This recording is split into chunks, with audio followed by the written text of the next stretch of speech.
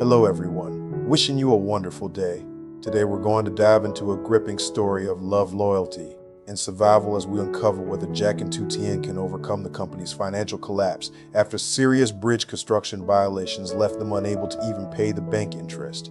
Will love be enough to carry them through their darkest chapter? If you enjoy this story, don't forget to subscribe to the channel so you won't miss the next videos. After Jack's company signed the major contract with a large partner, everything seemed to move in the right direction.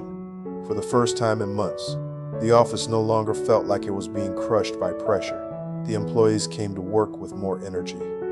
The managers no longer whispered nervously in corners. The finance team finally had a clearer plan for the next few months. And Jack, who had been carrying the company's problems on his shoulders for so long, finally had a reason to believe that things could turn around. The new project was important, but it was also going smoothly. The partner was demanding, of course.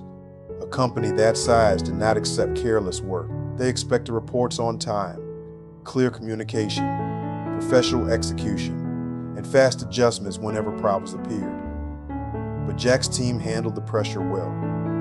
Everyone understood that this was not just another project. This was the contract that could bring the company back from the edge. Jack became more disciplined than ever. Every morning he checked the project timeline. Every afternoon, he reviewed progress with the managers. Every few days, he personally joined the meeting with the partner's representatives to make sure expectations were clear. And the results were good. The first phase was completed ahead of schedule. The partner gave positive feedback. The second phase began smoothly. Payment milestones were confirmed. For the first time in a long while, the company had cash flow, stability, and hope. People started smiling again. Small conversations returned to the office. The atmosphere became lighter. Some employees even talked about how this project might lead to more opportunities in the future. Jack noticed all of it, and deep down, he was grateful. He knew that without Tim and Time's introduction, this opportunity might never have come. She had opened a door for him at the most difficult moment. But more importantly, she had reminded him that a company could not survive by chasing shortcuts. It had to survive through real value, real work, and real trust. Still, even as the company improved, Jack could not fully relax, because behind the success of the new contract, another problem was still waiting. Before this major partnership happened, Jack had invested a large amount of money into several projects that promised quick returns. At that time, he had been desperate. The company was struggling, and he wanted to find a faster way to bring money back. The projects looked professional. The people behind them spoke confidently. They talked about market timing, hidden opportunities, exclusive access, and high profit in these sectors. Jack had wanted to believe them, so he invested, and now one of those projects was under investigation. The news came on a Tuesday morning. Jack was in his office, reviewing a progress report from the new partner project, when his phone suddenly vibrated. It was a message from someone in one of the old investment groups. "Did you see the news? The project is being investigated." Jack froze. For a moment, he did not move. Then another message appeared. "Police are looking into the company behind it." Then another. "Withdrawals are locked. Nobody can contact support." Jack's heart sank. He opened the group chat. The quiet group that had been almost dead for weeks was now exploding with panic. Dozens of messages appeared one after another. People were asking what happened, whether the money could still be recovered, or the project owners had been arrested, whether anyone had received any payment. Some people were angry. Some were begging for answers. Some still refused to believe it was a scam. Jack scrolled through the messages and his hand slowly became cold. This was one of the projects where he had invested the largest amount. If the investigation confirmed fraud, there was a real chance he could lose everything he had put in. The number was not small. It was not money he could simply accept losing. A large part of it came from his personal savings. Another part came from loans he had taken under his own name. He had not used company funds directly, but if he lost everything, the debt would still follow him. It would pressure him. It could affect his decisions. It could affect the company he was trying so hard to save. Jack closed the chat and stared at the wall. Just when the company was beginning to recover, the past was coming back to drag him down. A few minutes later, Tien called. Jack answered, but he did not speak first. Her voice was calm but serious. "You saw the news?" Jack took a slow breath. "Yes. How much of your money is in that project?" Jack was silent for a moment. Then he told her. There was a short pause on the other side. Tiam did not blame him. She did not sigh. She did not say, "I told you so." But her silence was enough to show that the situation was serious. Finally, she said, "Do not panic, and do not contact them directly." Jack frowned. "I need answers." "You need evidence, not emotional conversations," Tien replied. "If the project is under investigation, anything you do now must be careful." Jack leaned back in his chair. "If this money is gone, I don't know how long I can hold my personal debts." "Then we deal with it, step by step," she said. "First, you need to separate your personal crisis from the company's operations. The new contract must continue normally. Do not let this affect the project." Jack looked at the report on his desk. She was right. The company had finally reached a stable point. If he allowed his personal panic to spill into the business, he could destroy the only good thing still moving forward. Tiam continued. Second, collect every document connected to that project. Contracts, transfer records, chat messages, payment promises, account details, names, phone numbers, everything. "I already saved some of it before," Jack said. "Save it again. Back it up. Organize it. And do not delete anything." Jack nodded slowly, even though she could not see him. "And third," Tien said, "we need to speak with the legal consultant immediately." That afternoon, Jack canceled 2 non-urgent meetings and moved the rest of his schedule to his assistant. He did not tell the whole company what was happening. There was no need to create panic. But he informed the finance manager that company funds must remain strictly controlled and that no unusual payments could be made without written approval. Then he opened his laptop and began gathering evidence. The more he reviewed, the worse the situation looked. The project had promised investors high returns from a special niche market. They claimed they had early access, private partnerships, and a system that could generate stable profits. At first, they showed small payout examples to build trust. Then they encouraged investors to put in more money before a limited window closed. Jack remembered that moment clearly. He had been under pressure. The company became money. The project managers had told him that if he entered with a bigger amount, he would receive a better return. He had believed them. Now, looking back, every sentence sounded like a trap. By evening, Jack met Ting and the legal consultant in a private office. The consultant reviewed the news reports, then looked through Jack's documents carefully. His expression remained professional, but his words were not comforting.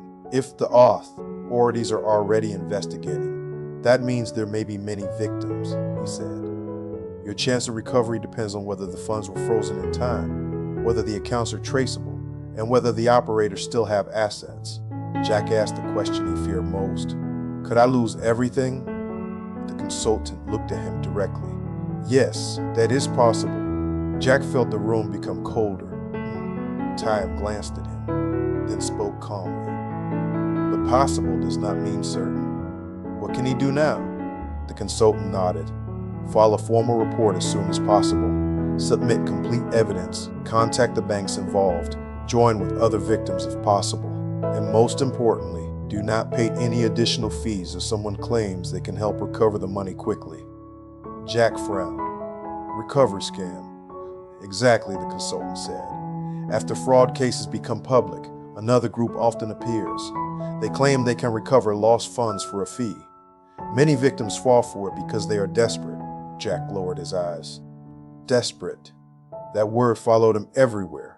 That night, Jack returned to his office with Tien. The building was quiet. Most employees had gone home, unaware of the storm surrounding their boss. Jack stood by the window, looking down at the city lights. "I thought the contract meant things were finally turning around," he said quietly. "But now it feels like I'm being pulled back into the same nightmare." Tom stood beside him. "The contract is real," she said. "The company's progress is real. Do not let a scam make you forget that." Jack gave a bitter smile.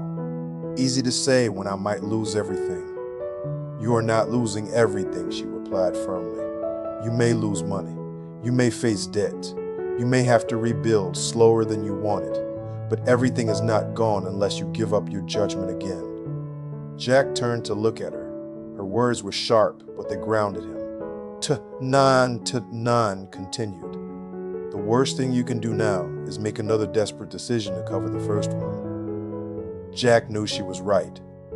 His first mistake had come from panic. If he panicked again, he could make it worse. So he took a deep breath. "Then we do this properly," he said. 12. Now.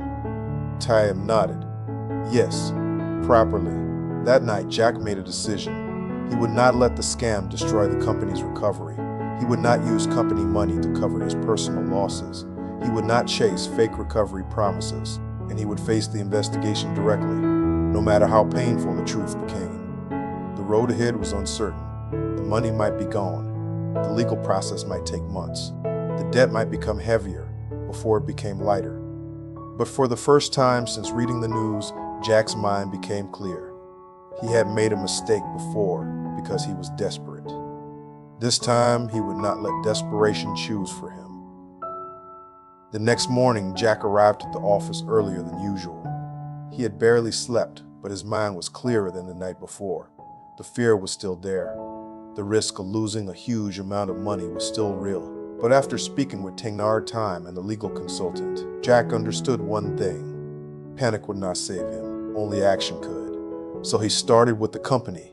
The major contract was still moving forward, and Jack refused to let his personal crisis damage the progress they had made. He called a short meeting with the core project team and reviewed every important detail: deadlines, client feedback, risks, and resources.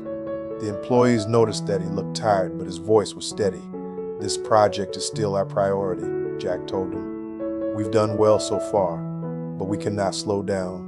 If there's a problem, report it early. Don't wait until it becomes serious." Everyone nodded. They did not know the full situation Jack was facing, but they could feel that he was more focused than before. After the meeting, Jack spoke privately with the finance manager. He made one thing very clear: all company funds had to remain separate from his personal problems. The money from the new partner could only be used for salaries, vendor payments, project costs, and emergency reserves, nothing else. The finance manager looked at him and asked, "Is something wrong?" Jack paused. Then he said, "There is a personal matter I'm handling, but it will not affect company funds. I want the company protected." The finance manager nodded and did not ask more. That moment showed how much Jack had changed.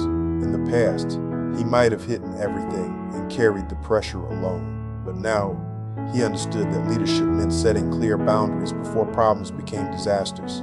Later that day, Jack met Nil and the legal consultant again. Together, they created a plan. Jack had to file an official report, submit all transfer records, save every chat message, collect screenshots, and provide any proof that the project had promised returns from a special niche. The consultant explained that the case would depend on evidence, timing, and whether the money could still be traced. They used pressure, the consultant said. Limited access, high returns, early investor benefits, and delayed withdrawals. That pattern matters. Jack listened carefully. Tiem checked his evidence folder and reminded him to save everything in more than one place. Voice messages, emails, group chats, payment receipts. Nothing could be ignored. The process was tiring, but it gave Jack direction. Instead of sitting alone and imagining the worst, he finally had steps to follow. That evening, Jack joined a private group of other victims. At first, he only planned to read quietly, but as he saw their stories, his chest became heavy. One person had invested retirement savings, another had borrowed money from relatives, someone else had taken a loan because the project managers promised a quick payout. All of them had been told similar things. The opportunity was rare. The niche was about to grow fast. Early investors would earn the most. Withdrawals would be easy. But when people asked for their money back, the excuses began. System delays, verification issues, processing problems, extra fees, then silence. Jack realized that he was not alone. The scammers had not simply tricked one person. They had built a system to target people who were under pressure and looking for hope. Finally, Jack wrote a message in the group. I invested too. I'm also at risk of losing a large amount. I'm working with a legal consultant now. Please save all your evidence, especially transfer records, chat messages, and any requests for extra fees. Don't pay anyone who promises fast recovery. Replies came quickly. Some people thanked him. Some asked what documents they should prepare. Others shared screenshots of messages that looked almost identical to Jack's. Slowly, the victims began organizing together. They compared bank accounts, phone numbers, names, company documents, and wallet addresses. Some information matched. Some names were fake. Some addresses led nowhere. But each small detail helped make the case stronger. Meanwhile, Jack's company continued working on a major contract.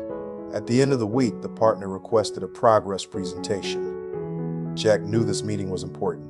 He personally reviewed the material, corrected weak points, and made sure the team could answer difficult questions. When the meeting began, Jack walked in with a calm face. Inside, he was still worried about the investigation, but he refused to let that fear control him. The presentation went well. The partner's representatives asked many questions, but Jack's team answered clearly. They showed progress, admitted challenges honestly, and offered solutions instead of excuses. At the end, the partner's director smiled and said, "This is the level of professionalism we were hoping for." That sentence gave Jack a quiet sense of relief. The company's future was still real. The scam had hurt him, but it had not destroyed everything. That night, Jack received a message from an unknown number. "We can help recover your lost funds. Fast results guaranteed. Processing fee required." Jack stared at the screen. A few weeks earlier, he might have been tempted. But now, he recognized the trap. He took a screenshot, sent it to the legal consultant, and blocked the number. A few minutes later, Tim called. "Did someone contact you about recovering the money?" she asked. "Yes," Jack said. "They asked for a fee." "Do not trust them," she said. "When victims become desperate, another scam often appears." Jack leaned back in his chair. "They know exactly when people are weakest." "Yes, Enan replied. "So don't become desperate again." Her words stayed with him. Over the next few days, Jack handled things differently from before. He filed the legal report. He contacted the banks. He helped the victim group organize evidence. Authorities began requesting more information, and some accounts connected to the project were flagged. There was still no guarantee that the money would be recovered, but at least the case was moving. Jack also began facing his personal debts directly. He contacted lenders, explained his situation, and asked for revised payment schedules. It was uncomfortable, even humiliating, but it was better than hiding. And Tiem helped him prepare. "Be honest," she told him, "but don't sound helpless. Show them you have a plan." So Jack made one. He calculated what he could pay each month without touching company funds. He cut personal expenses. He sold a few things he no longer needed.